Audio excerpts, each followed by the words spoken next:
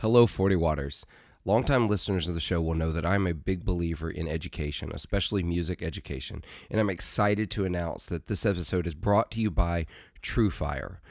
I've partnered with TrueFire to bring you an opportunity to get into their lessons at an affordable rate in a way that's going to help you, help the podcast, and get you playing more guitar.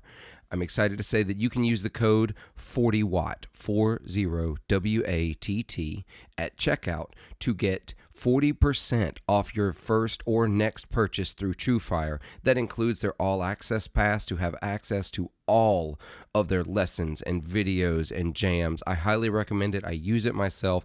I'm a huge fan. I truly believe in TrueFire's motto of live, practice, and play. Please use the link below to get started, and happy learning. This episode is brought to you by my Patreon supporters. There's a wonderful crew of people over on Patreon giving money every month to make sure that this show and this podcast happen and cut my overhead costs so that I can keep doing it. I can't express my thanks enough for their support and their belief in what we're doing over here. And if you'd like to join them and help support this podcast, you can do so by going over to patreon.com/40wattpodcast. For as little as $3 a month, you can support this show. And actually, now that we are starting to get sponsors for the episode, my $3 supporters will get the episodes ad-free. If you want to support at a $5 level, you'll get ad-free episodes and you will get additional content every week. I thank all of you that have given money to help keep this going, and I thank all of you that are going to become supporters and help make sure this show keeps happening. Thank you so much. All right, ladies and gentlemen, 40 Watters, welcome to the 40 Watt Podcast. If I am overly enthusiastic, it's because I have experienced some technical difficulties, and I'm very excited to be recording this now. So, life comes at you fast in a computer world. So, welcome to the podcast. Going to talk about a couple things real fast. Look at the links below. Click either drop down the description on YouTube or look at the episode notes. You'll find links. There you will find links to merch, which dramatically needs overhauling, but still there's some cool stuff there. There are links to Patreon, to the website, to our link tree that'll get you links to the Discord group, that'll get you to our affiliate links for TrueFire, for Stringjoy, Amazon, Reverb. Go check all of those things out. Go buy things. It helps keep the show going. You're going to buy it anyway. You may as well help a creator. It doesn't cost you anything extra to click the link. So in the meantime, you can also find links for our guest. And today, I'm very excited to have Jordan Withers of Poison Noises on the show. How are you, sir? Dude, I'm good. I feel like we've been through so much together already. I know. It's that bond by trauma, you know? Right. Yeah. No, it's been a journey trying to get this thing to working, but I'm excited, man. I'm happy to be here. Yeah, well, I'm glad to have you. So we've been talking for a couple of months now, actually, as you're preparing, and a lot of people have already seen because they've seen the video that we're going to talk about again here in just a minute. But you've revamped your entire line. Yep. You have introduced a new pedal, the Roscoe. Yep. And so we were just talking about this a little bit as we were trying to get recording to work. You guys have only been a company since 2020. Yeah. I think we were just saying the unofficial date would have been January of 2020, but like when we finally all actually looked at each other and we're like, yeah, we're gonna try to make this work. We're gonna do this was sometime late May, early June of that year. So. And so in just over 2 years of officially making it a go, you have 17 pedals. You know what's crazy is we've had more than that. We've discontinued some. You know what I mean? Since then, which is like a crazy thing to think about. You're on V2, V3, and even a V4 of a pedal. Yep. So it's a wild time. Yeah, it's honestly, I mean, probably, to my own fault, it's like that. I'll tell you right now that my partners, Connor and Jeff, they definitely like, I mean, it's specifically Connor too. And he's always just like, cool. So is this like the last one? Or are we gonna like, are we gonna like do this again? He says I'm not allowed to do this, at least a revamp for at least another couple of years because of how difficult this one has been for us. But I like to tinker with stuff, especially it's like, it's just like when you're like a songwriter or an engineer of some sort or something. It's like the mix is never done. You know what I mean? No. Is kind of like how I feel about pedals all the time. And if I can make them better, I want to. And then sometimes I make them better for myself because I use all my stuff. And then sometimes I want to share that with everyone else. Every time I want to share that with everyone else. You know what I mean? So, Yeah. but you know what's crazy is like, this is like kind of a secret, but not a secret because I've definitely already spilled the beans a couple of times in a couple of different places. I probably shouldn't have. These aren't even the last pedals we're releasing this year. Like, Oh my gosh. there's more stuff coming this year. You know what I mean? Which is like insane to think about. But yeah, no, it's super cool. I was a story I was didn't really get to finish telling earlier was literally right next to me right now I have a box that has one of every one of the new pedals in it, and that is going to Josh Scott specifically because there was a live. I think this is the last live, the most recent one to when we're filming this, where Addison got to pull out a big bag full of pedals that he Yeah, was I all saw excited that. about. Yeah. And it was just funny because like Josh like asks, he's like, so is that for you or is that for like the show? Or and Addison had asked me beforehand. I'm like, dude, these are yours. You've been so cool to like help us out with all this, you know. And I'm like, you take them, you know, you give them out as gifts, sell them, play them, you know, show them on the show, do whatever you want. You know what I mean? They're yours. And like afterwards, you like hear Josh kind of like murmur to himself. He's like, "I would take 16 pedals." You know what I mean? I was like, so his guys reached out to me. You know, we try to figure out what we can do for him. But you know, in this box, you know, I was like writing him a little note for when he opens it up, and because he likes candy and stuff in there. And I was writing in it, and I thought to myself because about 2 years ago, I started reaching out to all my favorite pedal builders. And I was just like, what like advice can you give me? You know what I mean? Like what should I be doing? What am I not doing? Whatever. And like everyone had good advice. I know Brady from Old Blood, he was like, you know, it's all about like customer service, you know, and make sure you're taking care of your people, and I really liked that. And you know, and then there's like people like Brian Wampler, who's just like he's just like a lurker in all of the forums, like you don't know he's there but he is, and he like answers every stupid question that everyone's ever had, like including myself, and like in a way that makes you want to like listen to him and not like feel like you're being insulted. He's like really good at that, you know. Yeah, he is. And he's been I listen to his show pretty consistently also, and he's very, you know, he's got great information, whatever. But Josh, he his advice to me was don't like oversaturate your own like line with too many pedals. And it's just funny because like now, like I literally like since I had like 3 or 4 pedals at that point when he told me that, you know what I mean? And now Oh, here I no. am, and our current line has 17. And like so like in the letter, I'm literally writing like, you know, 2 years ago you gave me this advice, and I'm so excited to tell you that I didn't listen to you at all, and here's 17 pedals. You know what I mean? Like, so like just be able to send him something, and yeah, it's funny when you go back and you look at how that all started and everything. But no, that is actually one thing I always talk about this in interviews and stuff, and it's that the pedal community is like super inviting. At least on the building side of it, at least there's definitely some like gear page trolls and stuff out there for people that just play pedals. You know what I mean? Oh yeah. No. The builder side of this industry, and as I was on a live stream. I was doing Instagram live last night. I was redoing some stuff here in the studio, and was just streaming and chatting while I was doing it. And Kyle from Man the Helm podcast hopped on, and we were just chatting for a little bit, and we talked about the fact that I started this podcast almost 2 years ago. It'll be 2 years in November. It didn't really become what it is until I had my first guest, which was in January of 2021. But before it's just me talking about things, and it was don't listen to the first 4 episodes. I mean, it's awful. But it's there. I didn't take them down. I did add a disclaimer at the beginning of them. It's like, hey, these are terrible. Yeah, if you're going back and listening to these, thank you, but understand that this is not what the podcast has become. Right. We got to figure if someone's digging that deep in there, you know what I mean? Like you got to figure like they at least like the sound of your voice or something. You know what I mean? So like me, I have this like we won't talk about some of my compulsions to start at the beginning of things, and it's a bad compulsion. Don't do it. Just get in where they are. But we're talking about the fact that in the creator space around the guitar industry is super welcoming. Like there's no, oh, who's this new guy trying to do this? There's like, hey, let me know if you need anything, like immediately from Oh yeah. everybody.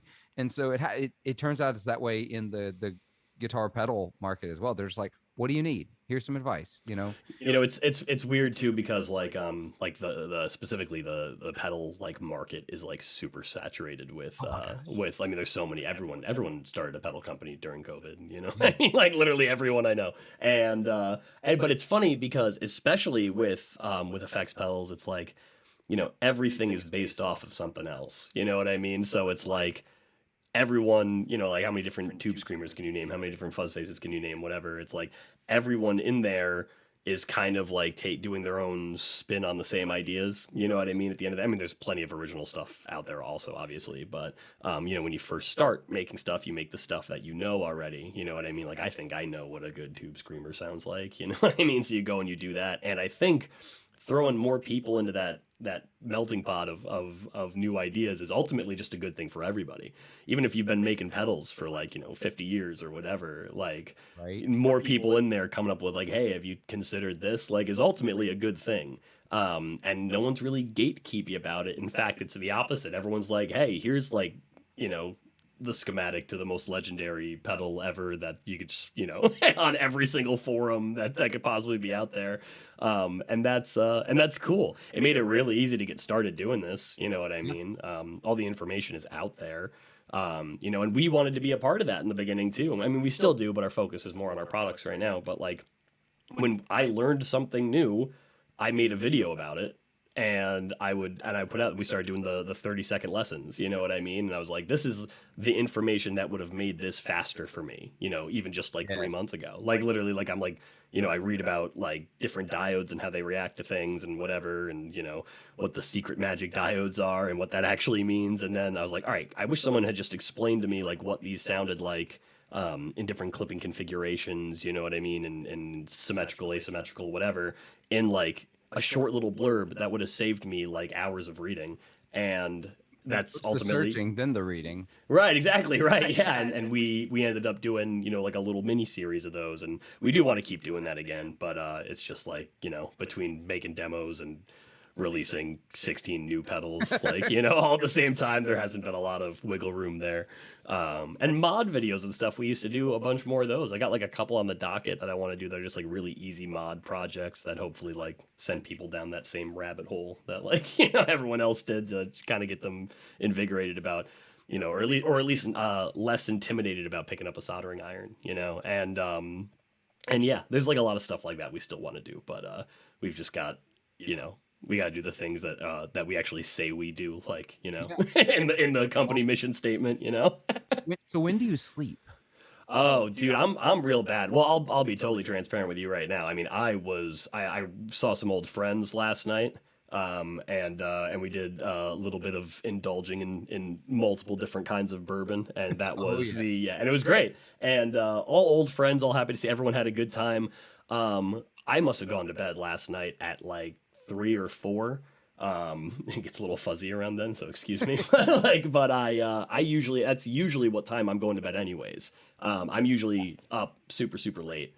I kind of like that working at night while everyone is sleeping feeling. Makes you feel like you're ahead of the game when really you're just really late.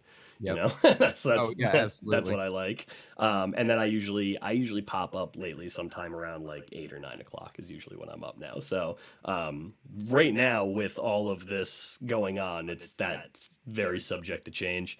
And it's kind of all over the place. But you know, you do what you got to do. The thing is, I like, you know, staying up all night, you know, making pedals is not exactly the worst reason to have to stay up all night. You know what I mean? So it's There are totally way fine with worse me. reasons to have to stay up, and I used to be similar. 3, 4, seeing the sunrise wasn't uncommon, and Yeah. and then still get up at 8, 9 o'clock in the morning, and I can't do that anymore. I'm still a later person, just not that late anymore. Sure. It's not uncommon for me, even on days when I have to go to work the next day at be at work at 8 o'clock in the morning, for me to go to bed at 1 or 2. But I'm not 3 and 4. I don't see as often anymore. So what I'm learning about myself is that I'm much more creative at night, and I think a lot of people, especially in our industry, you know, in the music scene, are kind of the same way. But like if I'm just trying to like do some really like what's the right, like some tedious, monotonous work where I'm just kind of like sitting down, just like populating boards and just like listening to music or a podcast or whatever. That's like all morning for me. For Yeah. whatever reason, I can just like, my brain can be off and functioning at the same time. I can just do that, you know what I mean? And not have to think about anything. You know, I am the same way. I'm more creative at night. I'm more productive in the morning. Yeah. It's a terrible way to be. It'd be really cool if those two things were at the same time. You know what I mean? But they just kind of never really worked out. Maybe if I like stay up late enough, I'll get like some kind of a crossover point in there, you know. But that's no, the road to insanity. That's right. So, but no, it's cool. I mean, before this, you know, me and both the other members, Connor and Jeff of Poison Noises, have all worked at Guitar Center before. In fact, like it's like a weird cyclical thing the way it works with the three of us, because Jeff used to be like my guy at Guitar Center when I was like 16. Wow. And then he left, and I ended up like, I was in New York City for a while. I worked at the Guitar Center in Brooklyn, and then I came back to my home store, which is here in Albany, and I ended up working there as like a warehouse guy, whatever. Jeff was gone at that point, but then Connor came in as the new store manager there. He came in from Connecticut, and then I worked like my way up from like, you know, I was like a door guy in Brooklyn, and then I was like a warehouse guy, and then the warehouse manager, and then I was the like assistant sales manager, essentially the customer service manager, and then I was like Connor's right hand guy, and then Connor left, and then I became the store manager, and then we all left, and now we're doing Poison Noises. You know what I mean? It's like really weird how it kind of all worked out like that, but it's a pipeline. I actually joked with someone the other day. They were talking about the pipeline for their hiring. It's like they keep hiring from the same company in their town. In my field, I'm a library director, and I said, "Oh, that's funny. I keep hiring from GameStop. I keep stealing their employees." That's funny. Yeah. You do see, you know, I remember there was a point in time where like a lot of our people were getting taken by Verizon when I was the manager at Guitar Center, and it was funny too because the person who was like recruiting them was like one of my very good friends from high school, and like she would like send me a message of her hanging out with like my old employees, you know what I mean, and stuff like that. I'd be like, yeah, okay, whatever. But yeah, I mean that's what we're doing here. I mean, literally everyone that's ever had any part in this company at this point is some way been with or affiliated with Guitar Center at some point, which is cool. You know what I mean? Let me like it made that was the actual turning point. Like when I say like, oh yeah, we started doing this in January, but then like May, June is like when we officially kicked that off. That was pretty much me just saying, you know, I went up to like all my friends and everything. I was just like, hey, I'm gonna take off this you know shirt and tie and I'm gonna quit my big boy job. And I'm just going to start soldering pedals on my kitchen table. And pretty much every single person was just like, yeah, that sounds like something you would do. You know, and I was like, all right, cool. So we're, you know, it makes more sense than what I was doing before. But that was the actual turning point is when that happened. It was kind of just like, all right, hope this works. And so far it has. So we've been very lucky. In that respect, I'd say 2 years in, 17 pedals. It's working out pretty well. You didn't listen to Josh Scott, which is fine because most of us don't anyway. It's fine. Yeah, but like in like 20 years, when someone asks me like what my advice is, like for a new fresh pedal builder, I'm gonna say don't listen to Josh Scott. That's what I'm gonna say. Don't listen to a word he says. Yeah, because you know I think that advice comes from he did the same thing. If you remember, there was a point where JHS was like this massive. He tried to do everything, and they had to discontinue a lot of things. Yeah, because it just wasn't working. But you know, I want to talk about a couple of things. But first, we're gonna talk about pedals. I promise, listeners, we're gonna talk about pedals more. But I have to talk about this first because I was reading on your website because I was trying to refresh myself. Like, actually, you have so many pedals that we were chatting back and forth, and at one point I sent you a message. I was like, "Hey, I'm gonna order a pedal before I have you on the show. I want to get an idea of y'all as a company. Which one should I order?" And then I started to look, and I still haven't told you which one because I have no idea. Because so many, I still am like, I don't know. What am I going to order? So, yeah. And also it was when I went to look, it was the first time I looked at your prices, and y'all are like, as of recording this episode, I think the bulk of everything is between 119 and 169. Yep, that's pretty much. Yeah, I think our cheapest pedal now is 119, and then 169.99. That's the most expensive one right now. That's absurd. That was not at all what I expected. I've gotten used to small builders, boutique builders. I've gotten used to entry point's $199. Once you start seeing anything digital, it's going to be $250, $300. I've gotten used to that. And so when I saw your prices, I was like, has he just not updated this in a while? Is this right? And it turns out that is the updated pricing. That's yeah, you know, it's great. Those are actually that we increased the price to those recently. They were used to be cheaper, you know, like, and dude, yeah, even that was tough. I mean, that was for full transparency in the whole situation. Like the reason that we did this whole rebrand is we had a lot of new ideas. We had ways to make the pedals better, but ultimately, what it came down to is, you know, I'm not the money guy in my, at least I try not to be. I try. That's what I would like. That's when Connor first, you know, saw what I was getting into and everything, because he was the first person who kind of like, you know, was like, hey, we should do something with this. Our mutual understanding was that I pretty much just got to make pedals all day, and then he would handle all the big boy stuff, and that's kind of like how I still wanted to be. And then we brought on Jeff because there's a lot more big boy stuff than there used to be. But no, and both of them also, you know, Connor is like the guy that's usually playing in all of our demos. All of our photos are taken by Jeff. You know what I mean? Like everybody has like some kind of like little thing that they do. Yeah. And the original conversation started with Connor being like, hey dude, you see how much more expensive like parts are getting right now and how hard they are to get. And I was like, yeah, it's kind of like the main topic of conversation on like every gear page and, you know, every podcast and whatever. And that's how much more. He's like, you realize we literally have to increase the prices.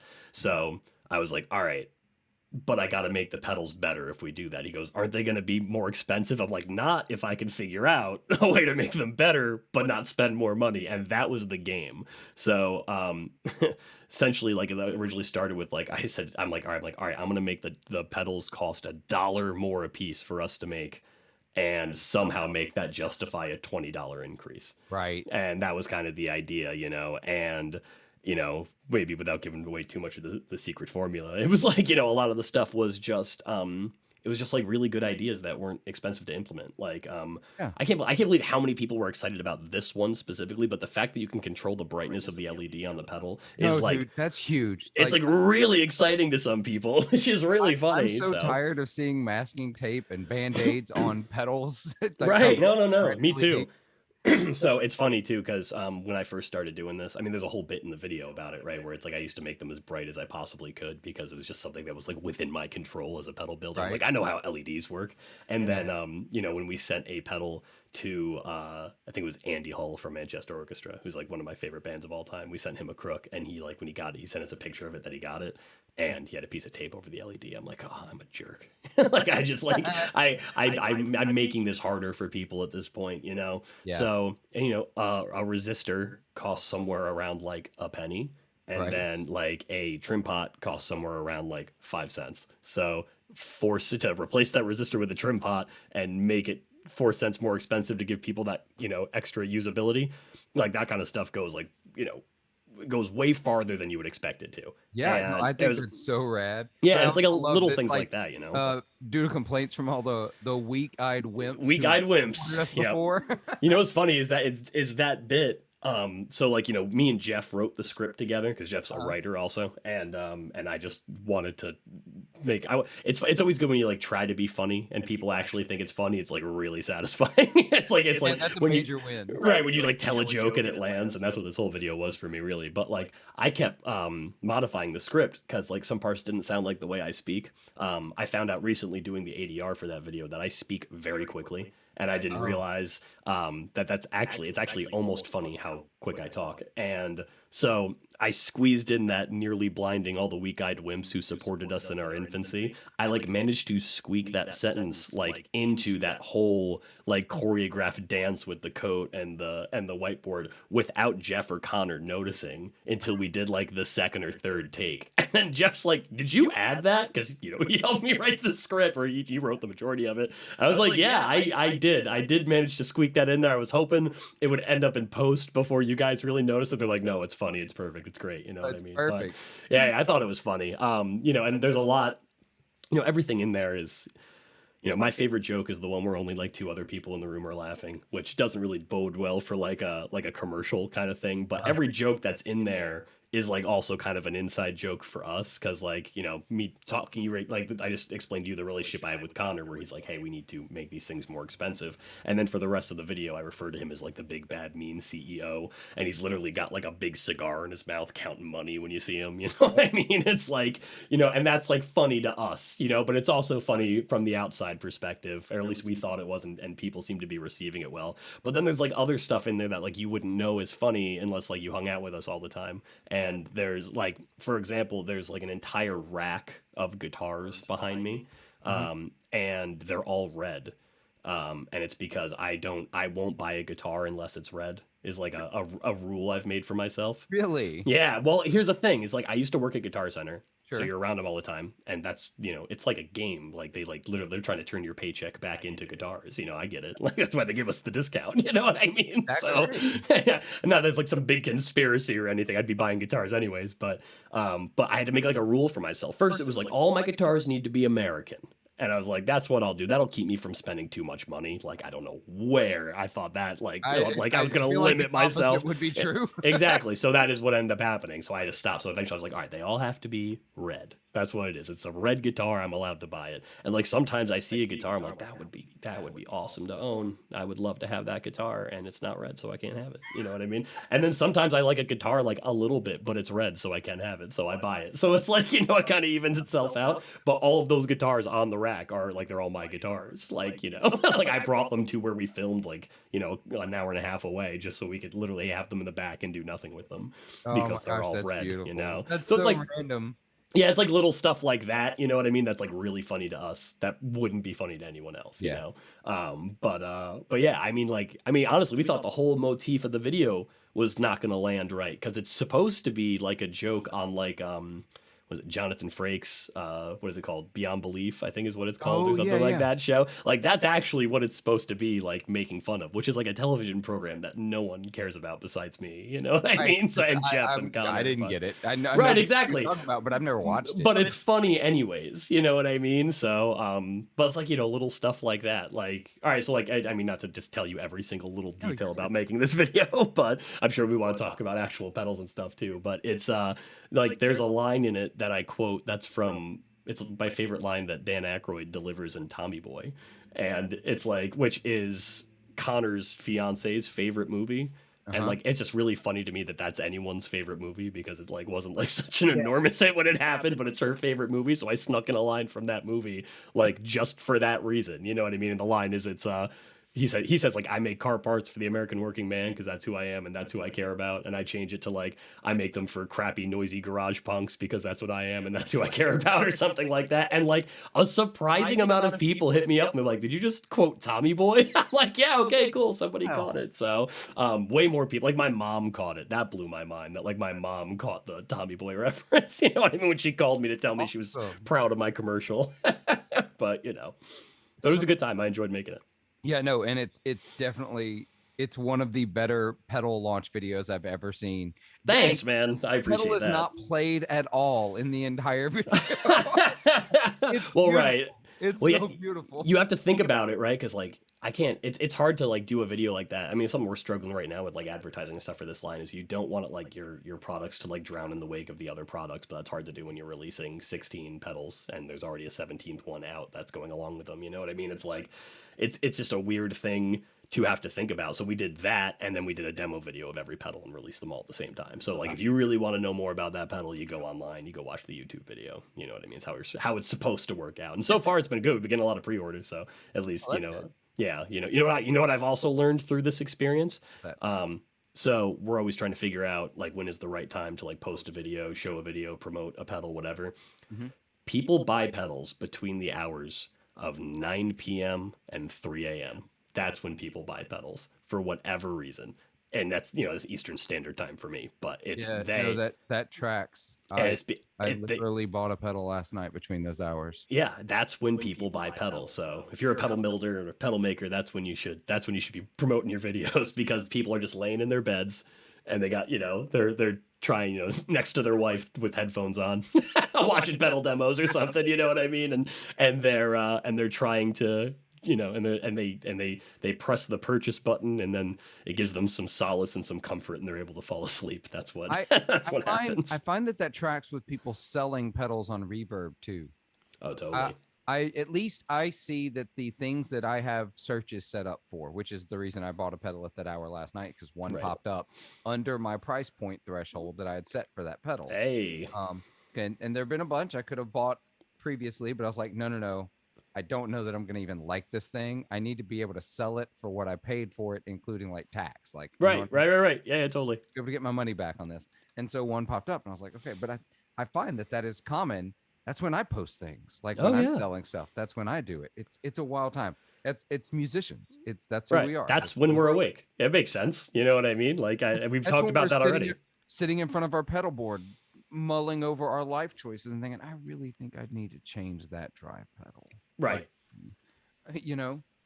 No, yeah. No, I think that is I think that's a marketing tool that people don't necessarily take into consideration when they're thinking about when they should be posting their videos and stuff, you know what I mean? Yeah. But that worked out well for us, you know what I mean? That was that we probably should have posted that one a little bit later, but me and Dylan, who is the guy that he was the man behind the camera and all the editing and stuff for that, who's part of another company with me and Jeff called Apex Media. We do like live sound and cool. media and stuff. And him and I were literally just like up all night. Like, wouldn't it be funny if we did this? Wouldn't it be funny if we did this? And we like literally were like adding bits in post, like until like it was supposed to go up at like 9 p.m. and ended up going out like 10 a.m. the next day because him and I were literally just up like, wouldn't this be funny? Wouldn't this be funny? Like the whole opening credits like rolling part or whatever, where like, you know, we refer to Connor as the big mean CEO and this like Jeff, whatever the hell he does, you know what I mean? It's like all that stuff was like literally decided like maybe 30 minutes before we posted the video. You know what I mean? Like that's kind of just like how a it went, good content creator. Yeah, right. So, but no, it was cool. It was I think I consider that video very successful at this point. I haven't had a single person who told me they didn't like it. So I'm pretty happy about that. I loved it. So reading on your website, I also noticed, and you may have to correct my pronunciation. Sure. Sort of started in Schenectady, New York. Yeah. Hey, wow, nailed it. That's great. Yes, that's exactly where it is. That is currently where I am sitting right now. That's where I live. That is. So I'm going to completely divert us. If you expected Pedal Talks for this next, I don't know, 8 minutes or so, we'll have to give them a timestamp or something later. Yeah, exactly. Have you seen the movie Schenectady, New York, with Philip Seymour Hoffman? No. Oh my gosh, you've got to watch this movie. I didn't know that was a thing. So there's this really incredible, this is the only reason I know how to say Schenectady. And I love Philip Seymour Hoffman. I can't believe I've never heard of this. So there's this movie called Schenectady, New York. I'm going to keep saying it until I mess it up. So, and he plays a playwright who has received a grant to write his magnus opus, like his biggest work ever. Basically, he's able to quit his job, just write this play, and he decides to turn it into a biographical play, but obviously dramatized, right? Okay. While he's writing it, his life is deteriorating around him. Like he goes through a divorce, he goes through, like, I'm not gonna like give away everything. There's some other like symbolism in it that's really interesting. It's super artsy. It's super like, it's the kind of movie you finish and you're like, what the hell did I just watch? I'm definitely going to watch this movie. But yeah, there's a point in it. This is the only spoiler I'll give. Sure. There's a point in the movie where it has taken him so long to write this play. And they're rehearsing it as they're writing it, right? Because it's supposed to happen as soon as he's done. Yeah, sure. That has become almost a whole city block. It's gotten so big, so outrageous, and it's taken so long that there is an actor playing the actor playing the actor playing him. Oh, I love that. I love that. Like the play has gotten into the point where after he's gotten the grant and he started to write the play, and it's like actor inception, right? Oh, it's the wildest thing. That's great. I love that. I have seen there's a movie that was filmed here maybe 10 years ago called Place Beyond the Pines. Have you seen that movie? I have not seen it, but I've heard it's like Ray Liotta, Ryan Gosling, Bradley Cooper. The house, there's like a house in that movie that's supposed to be like in the more affluent neighborhood. And that house is literally across the street from the house I was just at last night. Like it was like, and I just remember that because my buddy has a picture with like him and all of his friends. My buddy who lives there, he got a picture all, and they're like hanging out with Ray Liotta, just like in the middle of the street. And it was just like a weird thing that I remember happened like forever ago. But I hadn't even seen that movie for a long time. But that like that everything that takes place in there is like in that little area of like those three towns. So that's crazy. I didn't know there was a movie called Schenectady, New York, though. Yeah, That's exactly. awesome. I love Yeah. that. So it highly recommend. I love Philip Seymour Hoffman, and I think that's one of his best works. Oh man, I love him too. That's crazy. I've never heard of that movie before. I'm a big movie buff. That's like the other thing we do outside of here is like I got like an enormous television in my house and like an Atmos system. I literally just like call my friends over to watch Really? 4K. Yeah, that's like literally that's like my only solace outside of like playing music is I literally just like call my friends. I'm like, when was the last time you watched this movie that no one cared about? And they're like, I don't know. I'm like, well, you're coming over to see it in 4K now, and you're in Atmos. You know what I mean? So like that's literally. I feel like I just told you about the ultimate movie that no one cares about. When someone from yeah, I Schenectady, bet that New didn't get a York know 4K it release. existed. So Yeah, right. No, for sure. I'll go check that out, man. I actually do. I love watching movies. That's like that would be my pastime. If it wasn't this, would probably be something in that industry instead. But I'm not a huge movie buff. I love movies. My problem is I don't sit still long enough for movies. yeah, Like- that's like a lot of my friends' I'm problems sitting too. still for that long, I start to get antsy, and I'm Yeah. So Yeah, see, movies are like something that like soothe me. You know what I mean? Like if I'm like on the phone, like I'll like pace around my apartment like 100 times because I like can't sit still for that. But if I'm like sitting down and watching something for some whatever reason, that's when I can like decompress. I can't even do that when I'm making pedals. I stand up while I make pedals, like at my and it's like something that everyone who's ever seen me do it thinks is really weird, but like literally I like stand up like I have like a bar that like comes up to here and I sit there and I make pedals like that and people think it's weird. But it's like I do that at work too. I have a standing desk at work. Actually, dude, this desk here in my studio, I'd love to replace with a sit stand desk, at least where I had the option to go back. Yeah. I'd love to do that because I love to work standing up. I am so much more productive that way. Absolutely. My chair here in the studio is actually just a drum throne with a back on it, and so that's what I use. And it's mainly so I can sit here and spin. But it's not on wheels, so I don't move anywhere because I would be rolling all over the place if I could. Yeah, I get that. Still. Yeah, no, Blake Weiland there from the Tone Mob, he's a big pioneer of the or supporter at least of the standing desk. Yeah. Also, you always hear him talking about that also. But Yeah, that was actually how I discovered you. The first time I ever listened to his podcast, you were on it. Oh nope. That was the Chasing Tone podcast.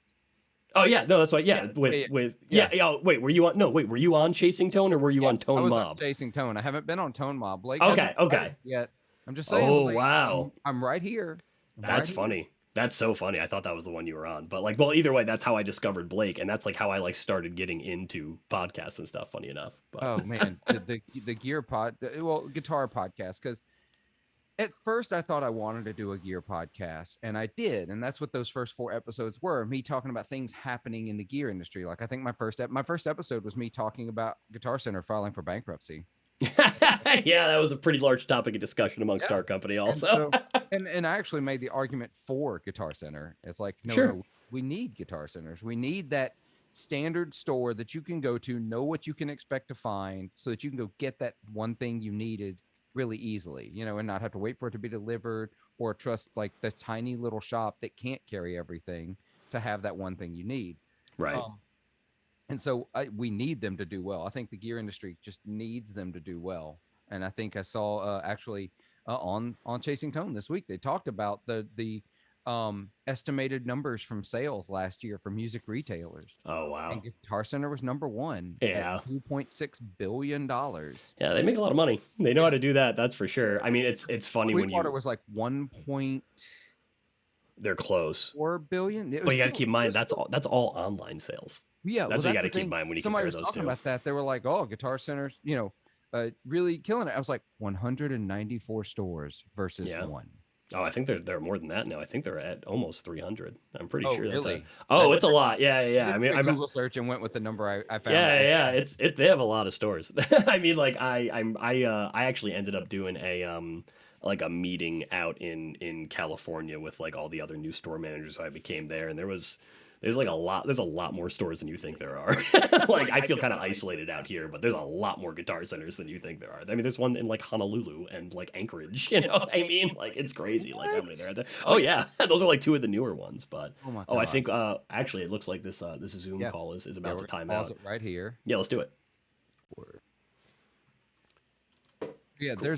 There's a ton of Guitar Centers that I didn't even know about, and it's fine. It's a different store. They need to make that much money to maintain that many stores, that many employees, that kind of thing. Sure, there needs to be a standard also, which is something that you get at a Guitar Center. You know what I mean? Where it's like this is this is what I expect out of a music store. And then and because mom and pops are so few and far between at this point, like there's like a thing about I think about stuff like this all the time is like, let's say there's like, little Johnny is 7 years old and wants to start playing guitar, and the only people he talks to on the planet are his mom and dad who know nothing about music. It's like they need somewhere to bring their kid. They can be like, this is Guitar Walmart. You know what I mean? Like this is like where you need to bring someone. I absolutely refer to it as the Walmart of guitar. Yeah, that's absolutely what it is. And that's cool. That is an insult. I mean, right. It's what it is. Right. I don't do a lot of shopping myself there anymore, but I do. I stop by a lot.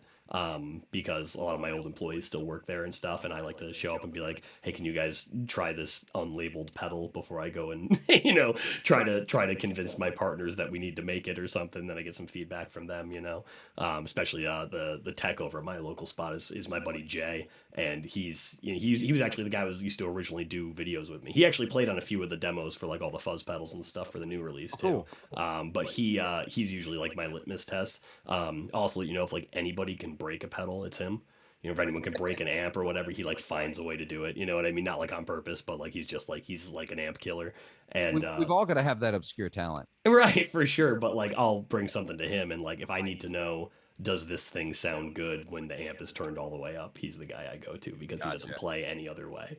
You know what I mean? I'm mostly a bedroom player. You know what I mean? In a small apartment that I'm in right now. You know what I mean? I got neighbors right over on that wall. But it's why they invented things like the captor and the aux. And right. Wow. Yeah. See, the thing is that I haven't gone into the attenuator world or anything like that yet.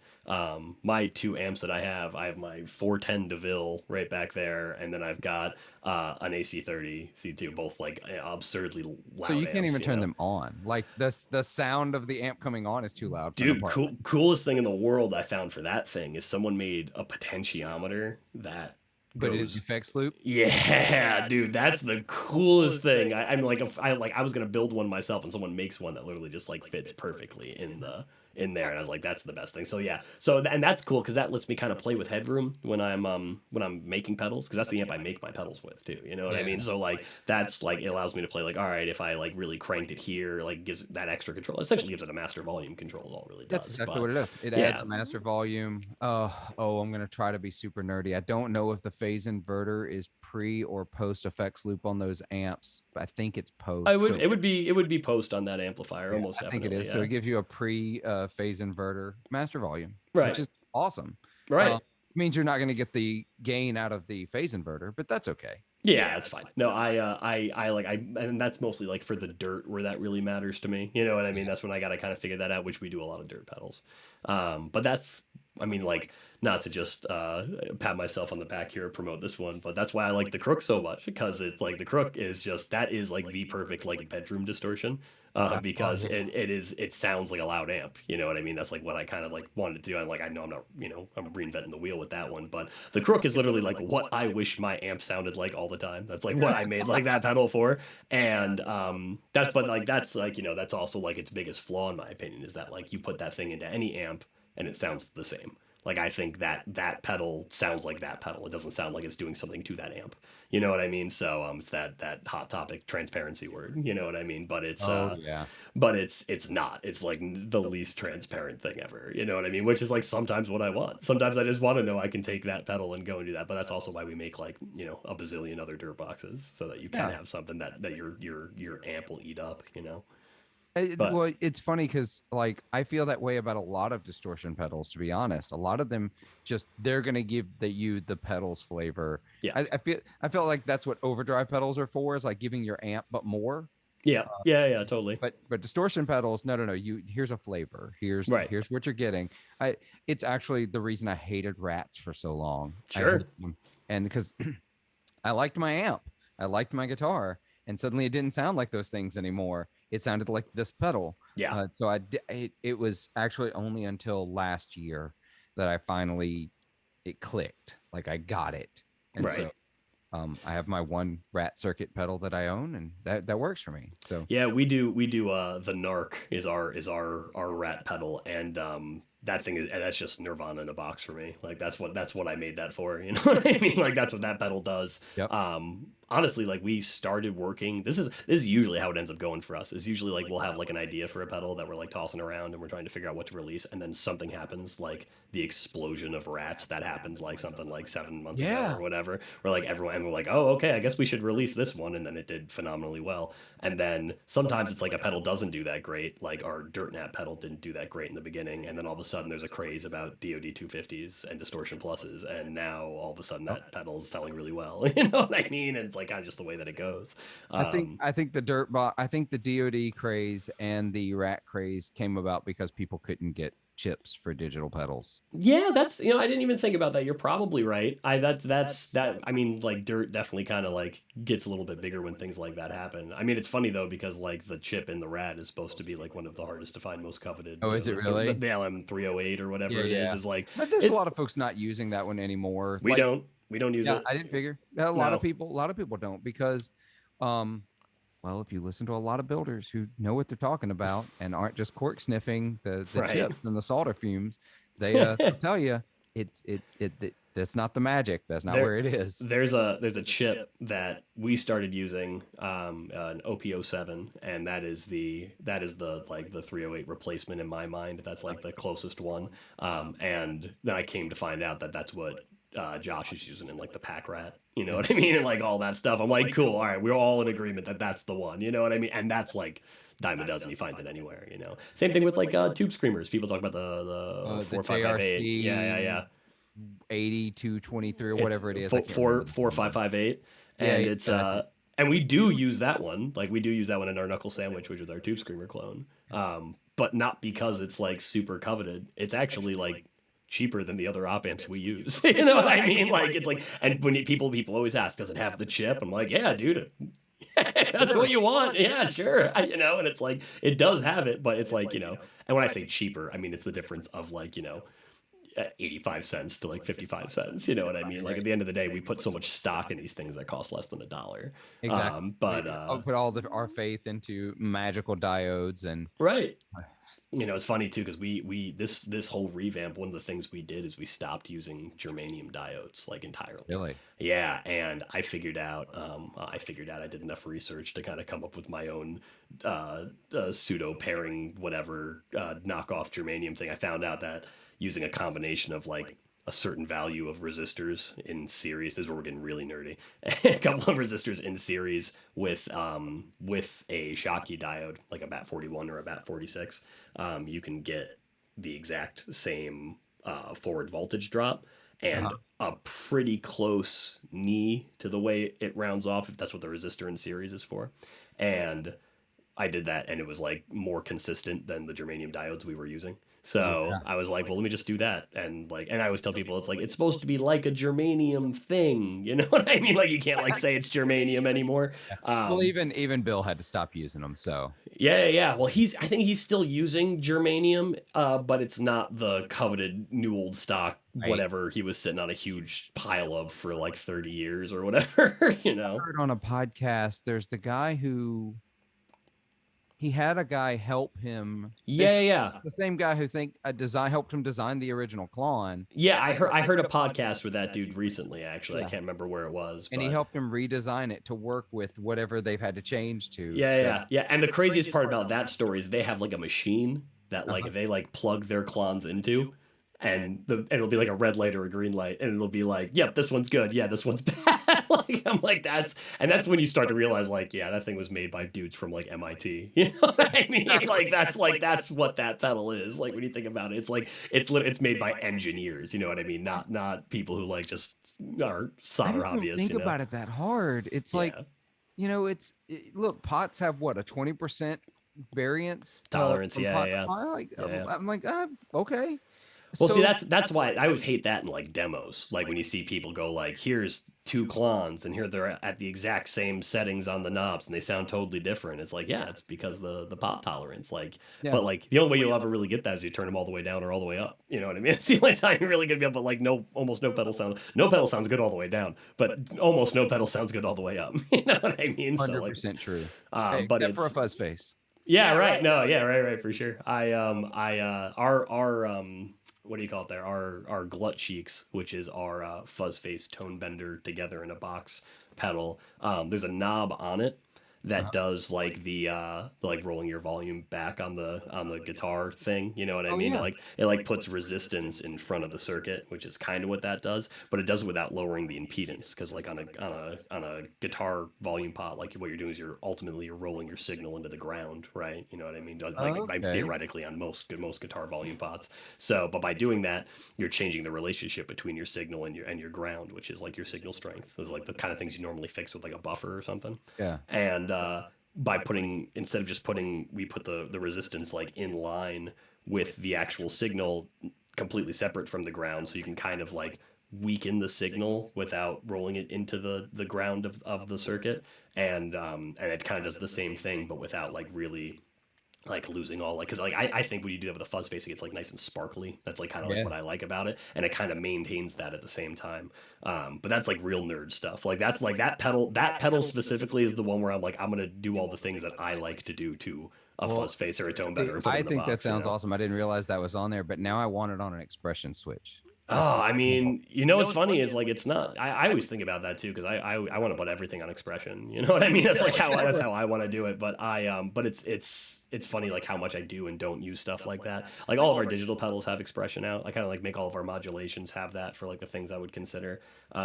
Ultimately, I'd like for us to make our own expression pedal someday. But Yeah. like getting a good source of like wah enclosures or expression enclosures is like kind of tough when you're like a company our size. Right. Because ultimately, I'd like to make a wah also. That's the one everyone always asks me for all the time now is wah. That's usually how we figure out what we're making next. Is I just like ask like my friends will just ask me when are you gonna do this? When are you gonna do this? When are you gonna do this? And then eventually I take whatever I've been asked the most, and then that's the next thing we make. You know what I mean? It's kind of usually how it goes. That's not bad. That's not a that's absolutely customer driven development though. Yeah, for sure. And but like sometimes you get like 6 of your friends ask you to make a compressor pedal, and then none of them buy one, and you're like, oh, okay, so you didn't really want that. You just wanted to know when I was going to do one. You know what I mean? And but no, it's funny. I mean, that's at the end of the day, I'm always making stuff that I want to use. So like worst case scenario, I end up with a new pedal. So I'm always I'm happy to do that myself. And our overhead's not super high because we don't have a facility. We do this out of our apartment. You know what I mean? My apartment, Connor's out in Connecticut, and Jeff's up in like the mountains up here in New York. He's up in Mayfield, and all the work we do, we don't have. There's no real other team. We bring on people who are good at things that we can't do, and then pay them to do them. You know what I mean? And then everything else is kind of just up to us. So, but I there's still. I mean, I've got pages and pages and pages of like half drawn out PCBs and stuff like that for other pedals I want to do, but. I to a degree, you do have to listen to Josh Scott at some point and stop making so many pedals. 17 is a lot. Like, Yeah. you got some wild stuff already. Yeah, and like I never think about it like because here's the way my twisted brain works when I'm putting pedals together. I'm like, ooh, that's a cool idea for a distortion. That's a cool idea for a fuzz. That's a cool idea for an overdrive. I'm like, oh, if I come up with 6 modulation pedals, I have a whole new line. You know what I mean? And then I do, and then I come up. I'm like, all right, guys, so we got to release all these pedals by a week from now. And it's never really that short a time, but that's the way that I always like releasing things in series. I like that's when I think about like pedals and lines and stuff like that. Like I like stuff like that because I like to collect things, and I know some people are like that in this industry, like I am. And I had to turn that off. I am like that. Like, Yeah. and I had to turn it off because I realized what I was doing to my credit cards, and Yeah. I wasn't even collecting like super expensive stuff. Like at one point, I wanted to collect that entire Voodoo Lab series of pedals. Oh, the yeah. square box pedals. Yeah. I I love all of them. That's all the stuff that's done by what's his name there, right? James Santiago. He was Yes. he's like the guy that like worked on like everything ever. He did like all the new Apollo stuff, like the DL4 and Yeah, like he everything. did. He did the Ox. He's the one who developed the That's Ox. right. And I also found out recently on a podcast he was on. It might have been with Blake. I can't remember who it was with. He played Cliffs of Dover for Guitar Hero 3. Yes. That's him. That's crazy. He recorded a lot of the stuff. I know, but like that's like so wild that like that's I think Black Magic Woman he said he also did or something like that too. I'm actually friends with that dude on Facebook obviously too. Has to re-record those parts. Yeah, that's so crazy though. That's just like a wild thing to think about, you know. Cliffs of Dover is such a weird. Well, I at one point I had determined I was going to learn to play all of Cliffs of Dover, and I got about, I don't know, a minute in and was like, this is dumb. Like someone else has done this already. Like that's fine. That's great. Yeah. No, I always well dudes like him, I always try to like keep people like Facebook is what I use to network with a lot of other pedal builders and stuff like that. So when I need to ask stupid questions, I have like a nice pool I can pull from, or at least just I can just at this point I just post like a status like anyone ever thought about this, and then like the leading dudes in the industry are just like all over it, and that's the coolest feeling in the world to just have that kind of help, you know. Yeah, that's the thing I love, and we were talking about that a little earlier about the close knitness of the community. That you know, like you ask someone who's been there a while, like Josh Scott or Robert Keeley or a Brian Wampler, and they don't only just tell you how, but like they'll send you the schematic for the way they figured out how to do it. Yeah. Like, here's how I did it. Like this is it. Here's the exact way that I organized that charge pump, and you know, here you do it. Dude, one time I reached out to Brady from Old Blood about how to do tap tempo on a particular chip that we both use. Yeah. And because like there's like no real usability for it. It's the FV1 chip, which is like developed by like Keith Barr, like right before he passed, and right. it's like the chip that's in. I mean, it's in our Spill, Ray Gun, Seesaw, Skipping Stone, and Hall of Mirrors. All of those pedals use it, and so many other pedals do too. I think some of the Josh's 3 Series stuff does also, but but there's like no real good place to tap in for a tap tempo on that chip. Like it's not designed for it, and it's like a digital pedal, so there's like not a ton you can do about it. But I asked Brady like how he was doing it because I knew what chip he was using in that, and like that dude not only like told me how he would do it, he like sent me a link to like where he buys the microcontroller from, like where he actually like has to go and pick up like all of that stuff. Wow. Yeah, it was super cool of him. I'm gonna swap the battery in my camera. It has. Yeah, I was gonna say I was wondering why I'm seeing the world is ending color bars right now.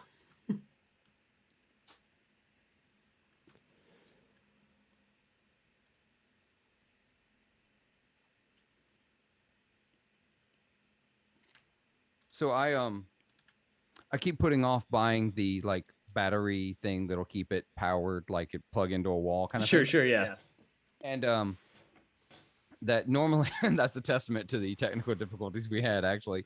Normally one battery lasts me through an entire main episode and half of a Patreon episode. That's so very funny. It's never gone blank in the middle of the regular right, yeah, that's how much trouble we were having for the people at home who were trying to keep track. It's okay. We got through it. We're through it. Right. But yeah, they're super. There are no secrets. Right. Like there's a couple in the industry. Sure, there's always a couple in the industry that don't want to share their things, don't want to talk, whatever. Somebody else has done whatever you're doing. Right. Yeah. No, totally. No, and there's not a lot of stuff out there like that. Like, you know, there's some other like markets I would like to break into in the future because I have some other hobbies with electronics and stuff, like microphones. Like I made this, you know, it's like a U87 clone. And that's something I was doing even before pedals. And like one day we'd love to do that, but like that market's like a harder one to tap into, so we haven't really like dug too deep. Or like lately I've been talking to everyone about doing pickups because I would love to start winding my own stuff, and that's like another one where it's like I really don't know who, like I don't even know. I mean, I know who like the titans of that industry are, you know what I mean? But it's like, you know, is there that same kind of community? Maybe not, you know. So I thought about getting into pickups at one point, but I was like, I know that my personality isn't going to work with that. I'm not going to be able to do that and do it well, so I'm not going to do it. I am trying to find something I can do like in the industry with my hands. Like I've said it before, to actually listeners of the show, patrons of this show, and also guests on the show. I think anyone starting a pedal company today is out of their minds. Yeah. It's such a it is such a saturated market. It's such a fun market, though. It's such a fun place. Like, I like it. I'm not complaining about it at all. Y'all keep making fun things. I'm going to keep trying them. Right. But there's no way I'd want to navigate the saturation in the market as it is today. Pickups seemed fun, but I was like, no. I think I'm going to get into what takes the least space on a workbench, because I don't have a lot of space in my shop between the lawnmower and the junk that I keep in there anyway. Sure. I'm going to start reconing speakers. Like, I think that's okay. Cool. I want to start saving vintage speakers that people like are just going to trash otherwise. But you're talking about microphones, and I had to bring this one up because this is one of my favorite things I own. This is made by a company called Bee's Knees out of Australia. You familiar with Bee's Knees? No, I'm not. So this is they called it their James 50. I don't know if you can really even read because it's really bad. Oh, I can now. Yep, I can see it now. Oh, James cool. 50. This is before they even branded, got their own logo. This was right, sure. Hand engraving the metal plates. I love that. This is I'll actually pull it apart so you can see, because you'll appreciate this. I'm going to try to be careful with it, of course. But this is a U47. Oh, wow. Tube condenser style. That's pretty cool. Microphone. Yeah, I adore this microphone, mainly because I have a high end to my voice that I hate. I try to round that off. This rolls it off. Yeah. I have I've made one tube microphone before. I made like a Telefunken, like an Elam clone. Just because that's that's like the microphone that like made American Idiot. That was just like that was the sound I wanted at that point when I started making that mic. And and I love it. The only reason I have this one here is because like sometimes I bring this up to the studio, and I feel a lot better about throwing a U87 into a backpack than I do about throwing an Elam. So Elam also, like, I literally have like a big suitcase that has like the power supply and like all the cable and everything. Yeah, it's like I got the power supply down here and the cable and the shock mount and all that, because this is obviously it's a multi polar pattern. It can do omni, it can do cardioid, and I think it can do hypercardioid. Yep. Yeah, ours, the one we have, actually, you can blend. You can literally just open the polar pattern up by turning a knob on the box, is the way that we do it. Yeah, just like that, exactly like that. Yeah, I'm a big fan of that particular tube mic. And it's figure 8 cardioid and omni, not. Yeah, right. Because you have essentially what you have is you have the two plates on either side of the capsule, and you're controlling how much like you're putting into each one. Essentially, is what it is. That's it. And a fun thing about Bee's Knees, though, if you ever get a chance to check them out, they are the only company still making the U47 capsule. They make all of Neumann's. That's crazy. Wow, yeah, that's wild. They're the only ones making the U47 capsule. So this has the same capsule as a Neumann U47. Wow. That's wild. That's awesome. I love that. Yeah, what is it? This has the what is it, the RK87, I think is what it is. So funny. I didn't think we were going to get nerdy about microphones here, but I'm here for it. If I could get into it, building microphones would be the electronics place I go to. I think that's so rad. Yeah. No, it's weird because like what's really cool about pedals is pedals are just as much of an impulse buy as they are something you plan out. Yes. Because with a microphone, people sit and think about microphones. So when you buy a microphone, you're like, that could be the microphone I use for the next 10 years. But for some reason, people could buy a pedal that is just as expensive as that microphone and go, yeah, if I don't like it, whatever, I'll take it off, put something else back on. You know what I mean? Like, for whatever reason, that's like how people think about pedals. 100%. You know? I paid, now you couldn't get it today for this price, unfortunately, but I paid $500 for this mic. Sure, yeah, sounds about right. And I will use this mic probably the rest of my life. Yeah, that's a good deal for a U47 clone. You know what I mean? Yeah. That's why I said you can't get them for that price anymore. Right.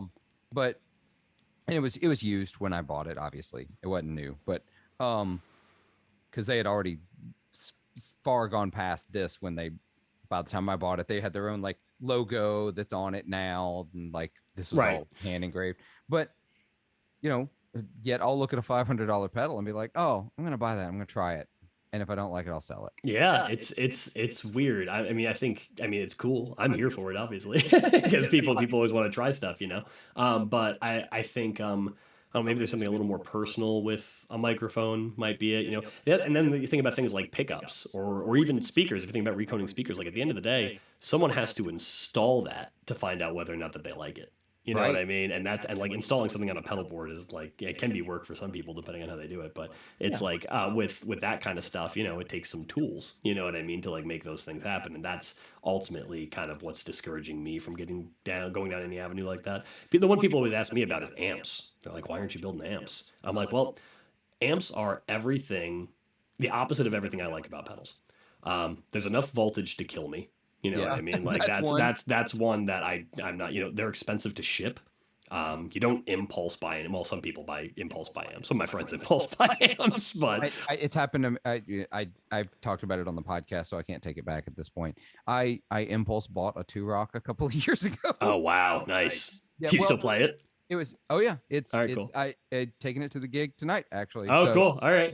I mean, I say I don't impulse buy amps. That DeVille that's behind me right there, I literally bought 5 minutes before I got on an airplane. Like I was like, I saw it. It was like a smoking deal on used one of the Guitar Center's used sites, and I was looking at it and I was just like, oh man, that might not be there in 4 hours. You know what I mean? I just like bought it immediately, got on the plane, came back. That's what happened with the 2-Rock. It was those. That's a stupid low price. And I bought it obviously before all the crazy price hikes that have happened now. Right. And so now I'm looking at it like I could double my money. Right now. And so it's like, okay, more. Dude, I look at that with some of my guitars now too. Like right when COVID hit, I bought one of those Troy Van Leeuwen Jazzmasters, you know, the Oxblack, and I love that guitar. That's like my favorite Jazzmaster I've ever played in my life. And back then, the new tag on it was like $1349.99. It was something weird like that, and now they're like $16, like for the same guitar. You know what I mean? It's just like things just got more expensive. You know? Yeah, things are just going. Well, a buddy of mine was just asking me today because this gig tonight, the venue's mixer died, right? And they let me know, and they're like, I was like, I need a new mixer. I've been putting it off. So I bought a new mixer, and I got it in, set it up. I needed to learn it pretty quickly. The reason I was able to buy it is because I had one of those Behringer X18s or XR18s. Yeah. And they're out of stock everywhere. They're impossible to find. And so they're selling for like 200 more than new. Oof. So I listed it on Reverb, and I was like, okay, I don't need it that bad. And honestly, I hate using the iPad to control my mixer.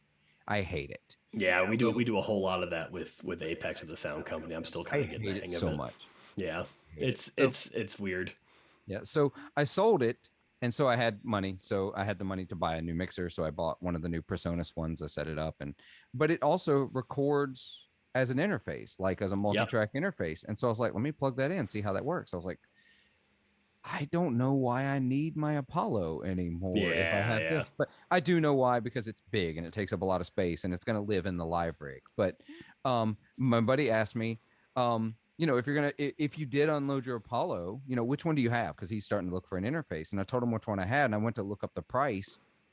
I bought my Apollo 2 years ago, brand new, and it is $500 more today. Wow. I paid for it. What's the tag now? What do they cost now? So I'm going to pull it up real quick. So that's I'm crazy. Pretty sure I bought it at either $699 or $799, brand new in 2020. Use stimulus money on it. Thank you. Yeah, I think $799 was the tag on those originally. If you have the same one I have. I have the Twin Duo X. Yep. And currently the Twin Duo X at Sweetwater is $1,200. Oh my God, man. Yeah. That's so wild.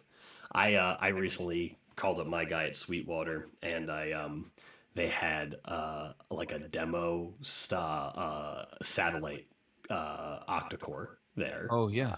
And they were just blowing it out, and I happened to be calling at the right time, and I got that one for like almost nothing. I was really happy about that. Oh, that's so rad. Because I have my Apollo here. which, you know, I mean, like when I'm running plugins and stuff, if I'm doing any of the native DSP stuff here, you know, it's mostly just, there's only 2 lines on this, so I'm not using a lot of processing power. But when I take that thing, when I go up to the studio, I might be running like 16 channels at once, and you really do need all that processing power to be able to run all those plugins. Like I don't use, in that space anymore, I don't use real preamps anymore. Just because everything that's on there is incredible. I have literally everything by them, just because I like their stuff a lot. But they are, it's pretty incredible. I mean, before I got into pedals, I was an audio engineer when I was in the city, and I worked in some really cool places with some really cool consoles. Like we had, when I was over at the Magic Shop, they had, there was a specific Neve console that was there was only 4 of them in the world, and one's like, I think, if I remember the stories right, one of them's in a museum in Denmark. One of them is at the bottom of like the ocean outside of Japan or something like that, and the other 2 were fused together into one console by Rupert Neve himself. And that was the one we had over at the Magic Shop. And then, you know, I also worked at Eastside Sound when I was in the city, which had a Harrison console that was the first ever console in the world that had automation. Because it ran on like old Mac 2s, like old Mac computers, and both the pre's in both of those consoles were the ones I heard the most. Were like incredible, like nothing you'd ever heard before. And then you go and you like listen to the UAD stuff, and you're like, that's pretty close. I mean, that's close enough for me to not justify spending millions of dollars on consoles. You know what I mean? So it's close enough for me, and so that's going to be the next route for me. Is that, you know, because I'm hoping to build a studio space here, hopefully next year. I'm waiting to see what housing markets and interest rates do, because I'm obviously going to have to finance a build. I'm not going to be able to just build outright. I don't have that kind of money. Even if I sold all the gear I have, I wouldn't have the money to just build that space. You know what I mean? Then right? I have to put in it. So I'm going to figure it out. But when I build that out as a studio space, there was a part of me that was like, ooh, then I can start collecting preamps and compressors and da-da-da. And then I'm like listening to the Apollo stuff, and I'm like, no, I won't need to. Not really. I won't really need to. Right. Because I get overwhelmed looking at my plugins, you know? Yeah, exactly. Like imagine like having all that rack gear. Yeah. So and it sounds great. It all does. It all sounds incredible. But for my purposes, staying in the box is going to be the most efficient and the best use of my time and money, to be really honest. Because yeah, the plugins are expensive, but compare the 1176 plugin to an actual 1176. Yeah. You know? Yeah.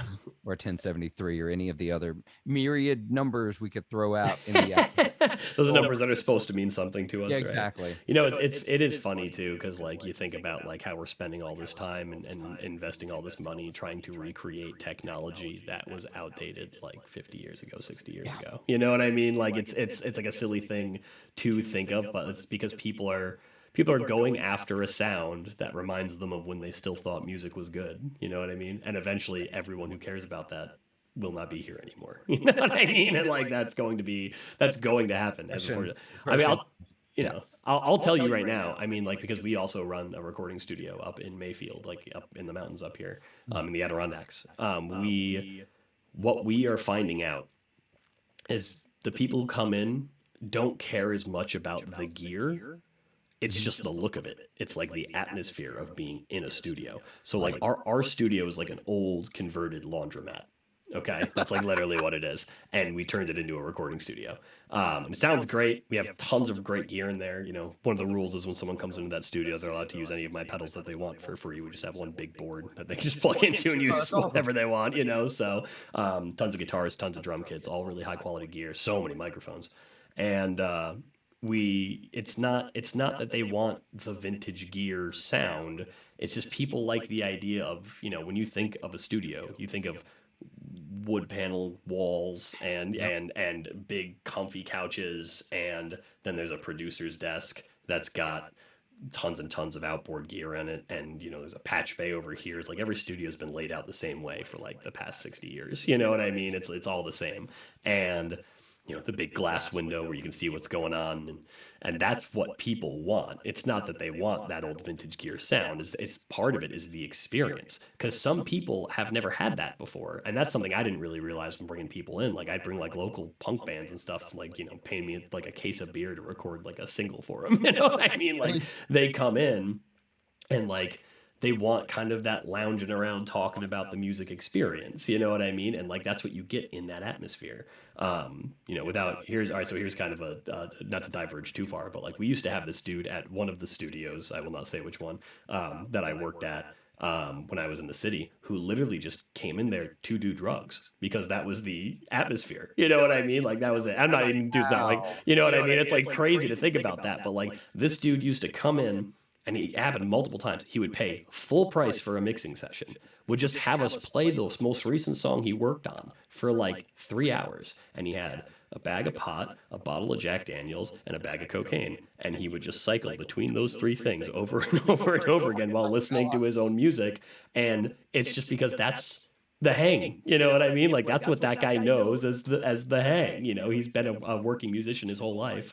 Not anyone super famous or anything like that, but like you might know his name. He's been on stuff before, but he and it would like literally just be like, he smoked a bunch of pot and he's like, oh, I got cotton mouth. Let me drink Jack Daniels. And then, he'd do like a bunch of cocaine. And he'd be like, oh, I gotta get the drip out and drink more Jack Daniels. He's like, whoa, I really gotta take this edge off. He'd smoke a little more pot. Like that was like that dude's like whole experience, And here I am, like when I was like, 19, 20 years old, just sitting there like, okay, as long as he's paying full price, I don't think anyone's gonna yell at me. You know what I mean? Like that's fine. But it's like crazy when you think about, what it is that atmosphere that people are paying for with that. You know what I mean? The vibe. It is. No, it literally is the vibe. That is what it is, But it's funny because I think about like when I was at that point in my life and I ultimately decided I was going to stop living in New York City because all of the studios were closing. Literally every studio I was working in was closing at the same time.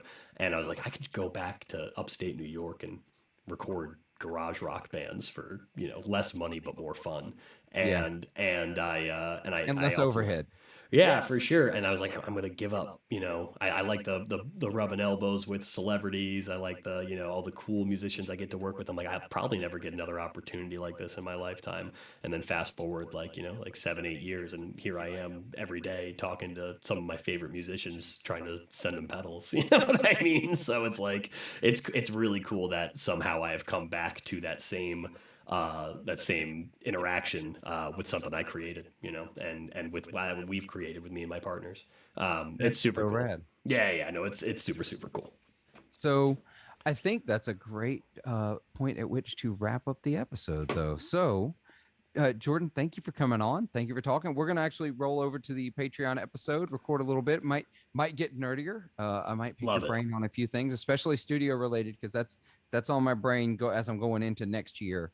But in the meantime, listeners, Thank you for your attention. Thank you for your time.